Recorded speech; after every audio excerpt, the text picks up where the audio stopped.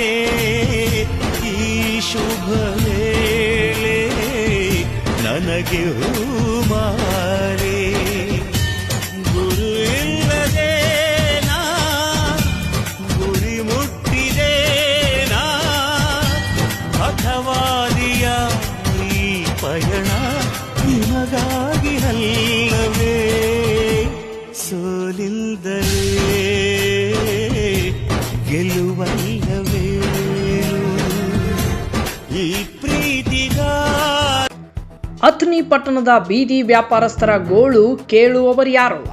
ಅಥಣಿ ಮತಕ್ಷೇತ್ರದಲ್ಲಿ ದಿನನಿತ್ಯ ಬೆಳಿಗ್ಗೆ 6 ಗಂಟೆಯಿಂದ ಹಿಡಿದು ಸಾಯಂಕಾಲ 8 ಗಂಟೆವರೆಗೆ ಚಿಕ್ಕ ಚಿಕ್ಕ ವ್ಯಾಪಾರಸ್ಥರು ತಮ್ಮ ಕುಟುಂಬವನ್ನು ಸಾಗಿಸಿಕೊಳ್ಳಲು ಬೀದಿಯಲ್ಲಿ ನಿಂತುಕೊಂಡು ತರಕಾರಿ ಮಾರಾಟ ಮಾಡ್ತಾರೆ.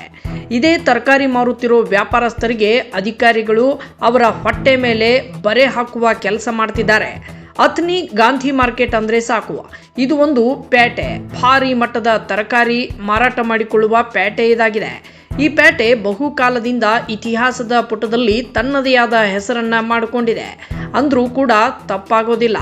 ಆದರೆ ಇತ್ತೀಚಿನ ದಿನಮಾನದಲ್ಲಿ ಅಧಿಕಾರಿಗಳು ಗಾಂಧಿ ಮಾರ್ಕೆಟ್ನಲ್ಲಿ ಇರುವ ದೊಡ್ಡ ದೊಡ್ಡ ಬಿಸಿನೆಸ್ ಮ್ಯಾನ್ಗಳ ಮಾತನ್ನ ಕೇಳಿಕೊಂಡು ಚಿಕ್ಕ ಚಿಕ್ಕ ವ್ಯಾಪಾರಸ್ಥರ ಬದುಕು ನಡೆಸಿಕೊಳ್ಳಲು ಹೊಟ್ಟೆ ತುಂಬಿಸಿಕೊಳ್ಳಲು ಅಧಿಕಾರಿಗಳು ಕೊಡುತ್ತಿಲ್ವಂತೆ.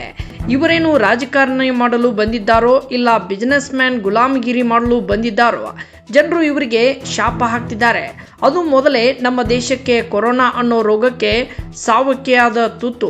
ಹಾಗೆ ಅದೇ ಸಮಯದಲ್ಲಿ ಸಾಕಷ್ಟು ಚಿಕ್ಕ ವ್ಯಾಪಾರಸ್ಥರು ಕೆಲವು ಕೋಆಪರೇಟಿವ್ ಬ್ಯಾಂಕ್ಗಳಲ್ಲಿ, ನ್ಯಾಷನಲ್ ಬ್ಯಾಂಕುಗಳಲ್ಲಿ, ಸಂಘ ಸಂಸ್ಥೆಗಳಲ್ಲಿ ದುಡಿಮೆ ಇಲ್ಲದ ಕಾರಣಕ್ಕಾಗಿ ಸಾಲವನ್ನ ಮಾಡಿಕೊಂಡಿದ್ದಾರೆ. ಇದು ಒಂದು ಗೋಳಾದ್ರೆ ಸಾಲದಾರರು ಮನೆ ಹತ್ತಿರ ಬಂದು ನಿಂತುಕೊಂಡು ಮನೆ ಕೀಲಿ ಹಾಕೋ ಪರಿಸ್ಥಿತಿ ನಿರ್ಮಾಣವಾಗಿದೆ.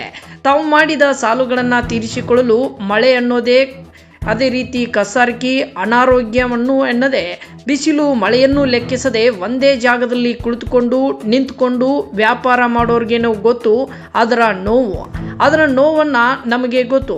ಅವ್ರಿಗೆ ಏನು ಗೊತ್ತು ಸ್ವಾಮಿ? ಉದಾಹರಣೆಗಳು ತುಂಬ ಇರ್ತವೆ ಅನ್ನೋದು ಬರೋ ಸಮಯದಲ್ಲಿ ಸಾರ್ವಜನಿಕರ ಮಾತಿನಿಂದ ನಿಮ್ಮ ಮುಂದೆ ಬರುತ್ತೇವೆ. ಅಲ್ಲಿವರೆಗೂ ಕಾದು ನೋಡಿ. ಎಲ್ಲಿದೆಯೋ ನ್ಯಾಯ ಅಣ್ಣ, ಎಲ್ಲಿದೆಯೋ ನ್ಯಾಯ? ಬಡವನು ನ್ಯಾಯವ ಕೇಳುವುದೇ ಅನ್ಯಾಯ. ನ್ಯಾಯ ಎಲ್ಲಿದೆ? ನ್ಯಾಯ ಎಲ್ಲಿದೆ? ಕಾಯಿದೆ ಎನ್ನುವರು, ಕೋರ್ಟಿದೆ ಎನ್ನುವರು, ವಾದವ ಮಾಡಿ ಗೆಲ್ಲಿಸುವೆ ಎನ್ನುವರು. ಕಾಯಿದೆ ಎನ್ನುವರು, ಕೋರ್ಟಿದೆ ಎನ್ನುವರು, ವಾದವ ಮಾಡಿ ಗೆಲ್ಲಿಸುವೆ ಎನ್ನುವರು. ಯಾರೇನು ಹೇಳಿದರೇನು, ಯಾರೇನು ಮಾಡಿದರೇನು, ನಾಯಂತೆ ಅಲೆಯೋದೆ ನಿನಗೆ ಗತಿ.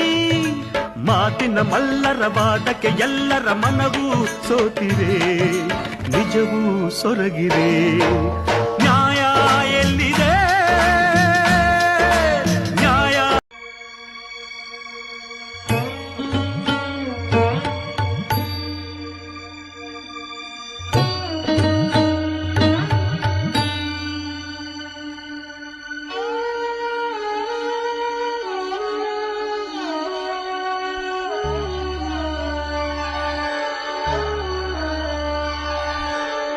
ದೀಪವು ನಿನ್ನದೇ, ಗಾಳಿಯು ನಿನ್ನದೇ, ಆರದಿರಲಿ ಬೆಳಗು.